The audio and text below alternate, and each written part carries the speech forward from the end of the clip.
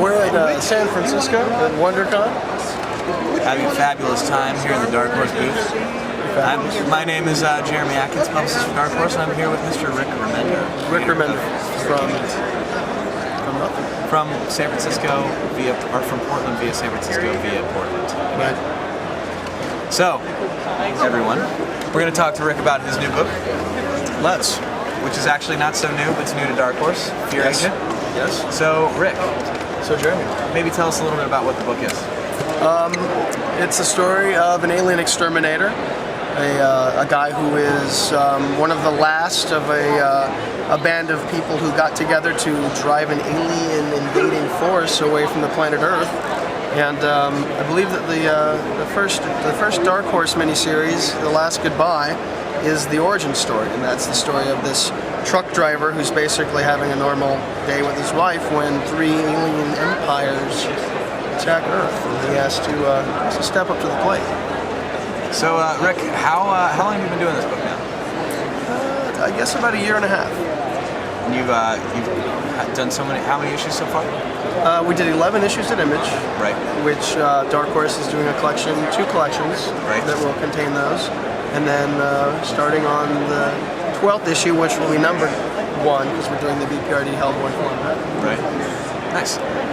So Heath Houston is sort of he's kind of a rogue character, sort of a guy who's got nothing left to lose. His only friend in the world is his onboard piloting system, essentially, and a bottle of whiskey. And a bottle of whiskey. Yeah. Right. When we see him, we're kind of jumping back and forth in time.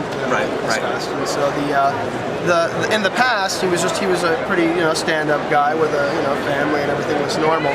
In the future, as we jump and see him in both cases, in the future he's a broken down alcoholic who does alien extermination just to get supplies and survive. Right. So there's a contrast between when we get to see him in the past and how he became who he is today. It's fun to be able to jump back and forth and do an origin later and show why this guy, there's a responsibility when you've got a character who's an alcoholic, and you sort of flip and fun, to not play it where it's just flip and fun all the time. Right, exactly. So for that point, we're going back, and Tony's coming back, and we're doing the origin story that shows, exactly why he's got such an alcohol abuse problem. Right. Nice. So, Tony Moore, by the way, fantastic artist. Like, he's okay. He's all right. Yeah, Tony's great. How's it been working with him? It's been a blast. Tony and I have been friends for years.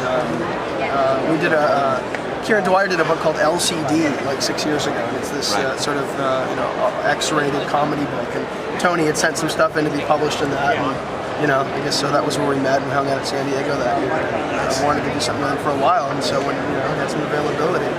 So was it just kind of like he was the first artist you worked with? Yeah. Yeah, on Fear Agent. Yeah. We developed it together, and it's definitely a group thing on that. I came up with some things that I wanted and a few rough sketches, and he did everything else with it. And we've always sort of brainstormed together, throwing things back and forth. So he's been pretty involved in the creative process. Absolutely, he and Jerome both. Anytime I'm working with somebody as an artist myself, I know that.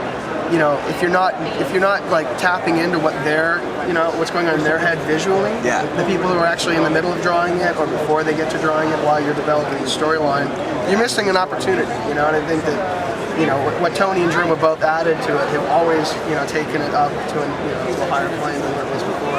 What do you think of as far as like the differences between their 2 styles and how that plays into the story itself?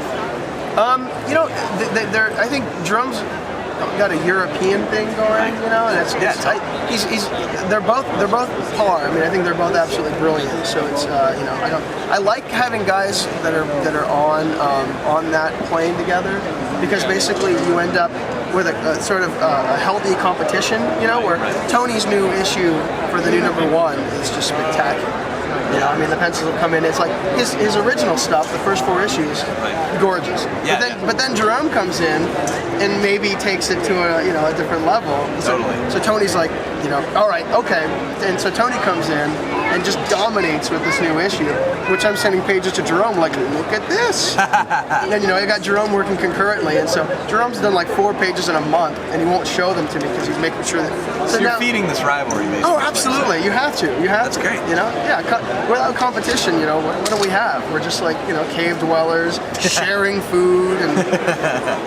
Collective mentality. Yeah, why no? It's got to be me first, and everybody get their own. Yeah, exactly. Yeah, you want them to hate each other, so I lie. Jerome said, not that excited about your pencils, Tony, and then Tony gets pissed.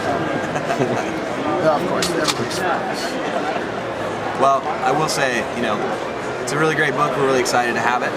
And welcome aboard. Thanks.